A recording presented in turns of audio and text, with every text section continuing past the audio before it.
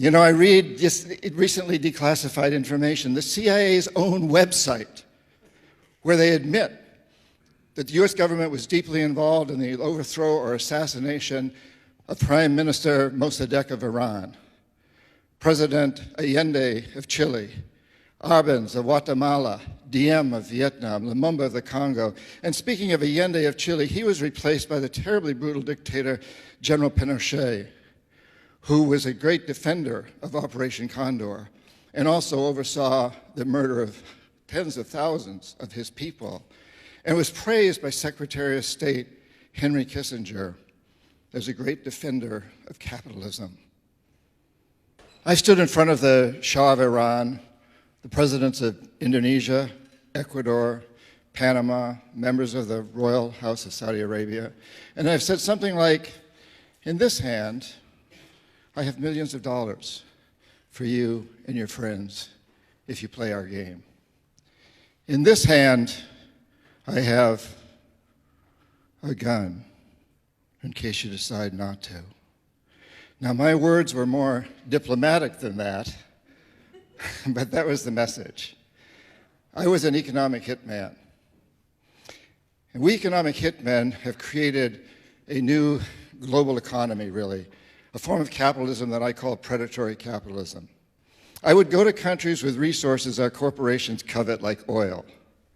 I'd arrange a huge loan to those countries from the World Bank or its sister organizations, but the money wouldn't actually go to the country. It would go to our corporations, Bechtel, Halliburton, Brown and Root, familiar names, to build big infrastructure projects in those countries and incidentally make huge profits in the process.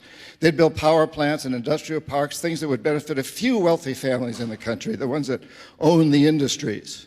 But the majority of the people would suffer. They would be left holding a huge debt they couldn't repay. So we'd go back and say, since you can't pay your debt, sell your resource, oil or whatever, real cheap to our corporations. Privatize. Sell your utilities, your schools, your jails, everything like that to our corporations.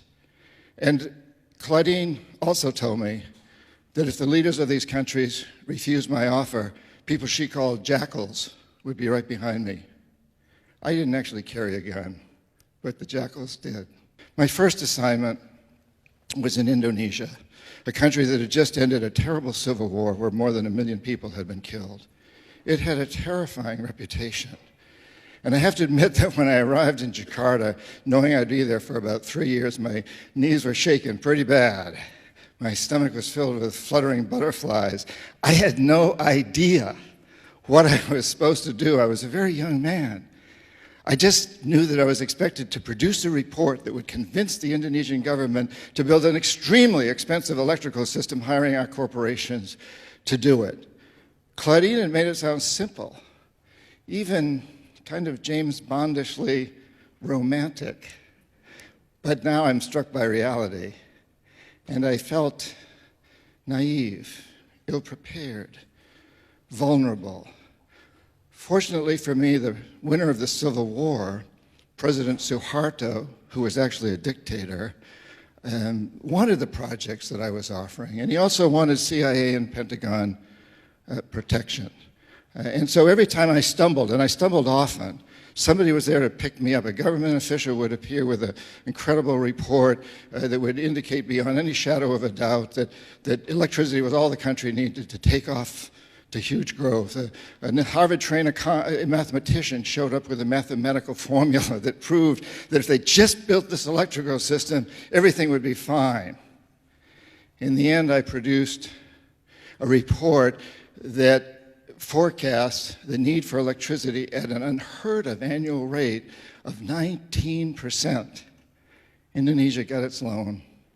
Our corporations made lots of money, and I was promoted from economist to chief economist. It was quite a lesson. At that time, the Cold War was just really, really revving up. And Washington believed that Cuba was about to spread communism throughout the hemisphere. The CIA developed a program called Operation Condor to support right-wing dictatorships in Brazil, Argentina, Chile, throughout the continent. Jaime Roldos, president of Ecuador, democratically elected, and Omar Torrijos, head of state of Panama, strongly opposed Operation Condor. I was sent down to get them to change their ways. They wouldn't. They refused. Roldos was killed when his private plane crashed in what many believe was not an accident. Torrijos said, if CIA killed my friend Jaime, I'll probably be next. In less than 3 months, he died when his private plane crashed under very similar circumstances. You're going to hear after me, after the break, from a Marine Corps general who was in Panama at the time, and he agrees with me that these were probably, at least Torrijos was probably assassination.